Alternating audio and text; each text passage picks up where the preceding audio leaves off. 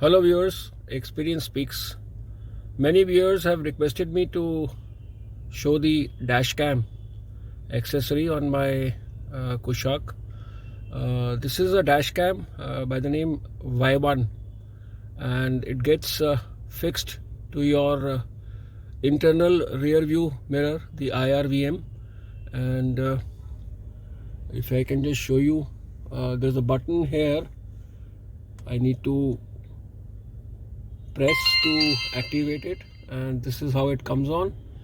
And it is showing the rear camera right now. In case I want to switch to various other modes, there is a turnover button.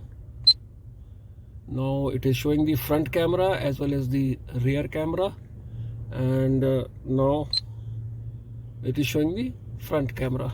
There are two wires which go into it, and I've got it installed by hiding them inside this roof and the front panel, and finally it comes down.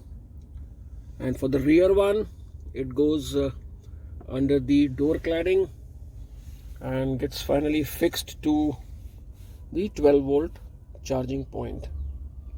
It's a pretty decent and neat camera, and I'm quite satisfied. It gives you 1080p resolution, and good.